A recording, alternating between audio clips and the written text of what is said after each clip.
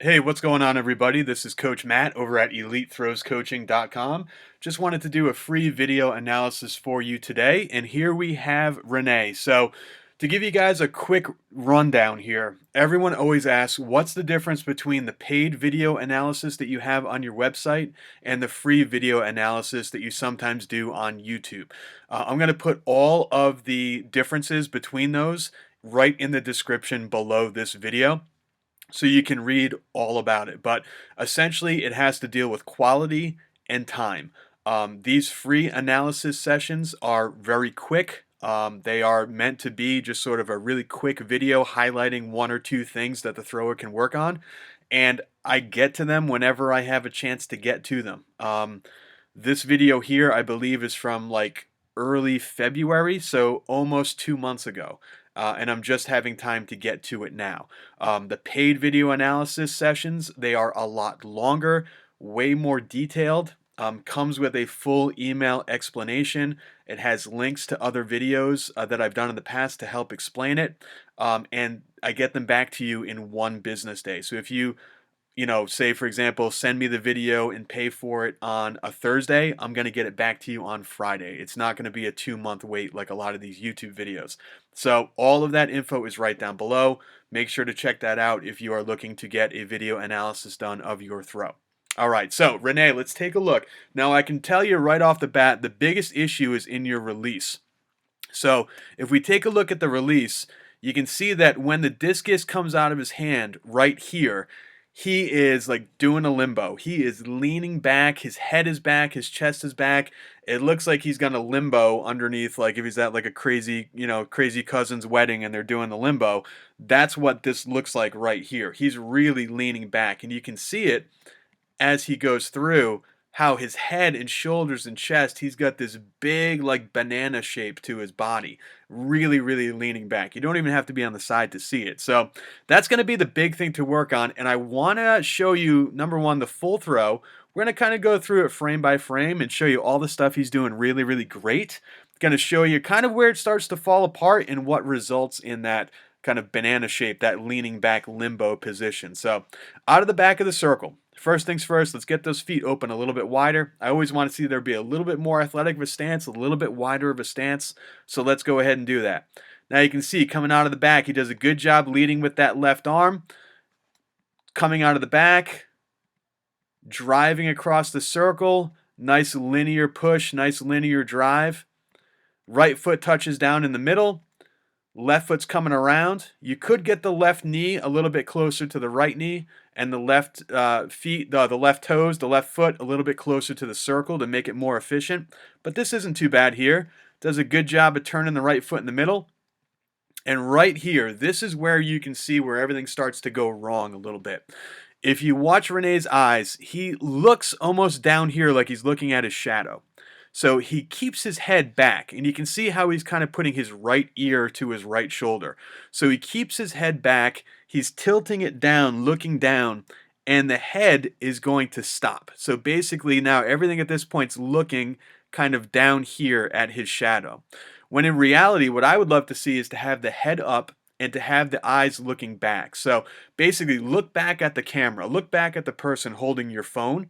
That's where I want your eyes looking. And that's where I would want the left arm pointing at this position. So left arm pointing at the camera, head up, eyes looking at the camera. And you can see your head leads everything. If I put you in a headlock and started walking around, you would follow where your head goes. Same thing with a horse when they have a bit in their mouth. You're going to follow. I grew up raising cows. When they have a harness, like a rope harness on their head, and you yank them around, wherever you pull their head, that's the direction they're going to start walking. And that's what's happening here is you're keeping your head back and down. So now your shoulders, your upper back, your spine, everything is going to stay twisted and everything's going to stay back. And you can see how you're rotating your body kind of around your head. So you're keeping your head back. Okay? You've got this kind of exorcist position here. That's what's causing the discus to be way too low in that scooping motion that you've got on your release. And I'm pretty sure, I mean, that's exactly why. You can even see here how, again, you're not pushing through the ground. whipping your hips forward and being in that bent kind of banana shaped position is actually lifting your foot off the ground. So you're not pushing through the ground and you're not actively lifting your foot off the ground. Your hips are whipping forward so much that it's passively pulling this foot off the ground. You don't mean to, but your hips being in this position all the way forward and your head being all the way back, that right foot comes off the ground and you stop applying power to that throw right about here, where, in a perfect world, you want to keep that right foot on the ground. So here's how you start to fix this, okay? The big thing we want to do is fix the head. So in this position here, we want to see you finding an object out the back of the circle. So I'd love to see you put something in the back of the circle, maybe right up against the cage. Something like a backpack or your regular kind of running shoes, training shoes, a cone, a garbage can, even like a tripod, or even the person who's holding the camera. That's going to be what you're going to look at and point at. That's going to keep your posture a lot better. It's going to keep your head up. It's going to keep your eyes up. It's going to keep your shoulders more level, keep your chest up. It's just going to get you in a much better position, much better posture. And then as you come around, that left foot's going to come down. Imagine here, if your head was up, if the shoulders were nice and level, you've got a nice long left arm and a long right arm, and you kind of have that scarecrow position. Instead of being this angled position here, where it's sort of at this, like, I don't even know what that is, like a 45-degree angle, you would be up here parallel with the circle, parallel with the ground, nice and flat, nice and level, all because you're keeping your head up. And then that's going to prevent the scooping. That's going to prevent this weird limbo position, and it's going to keep that foot on the ground so that you can actually push through the ground and get all of your body forward at the time of release. Because here's the big problem. Look at where your body is when your weight is all the way forward. So right here, your weight's all the way forward. Right here is about where the discus should be coming out of your hand.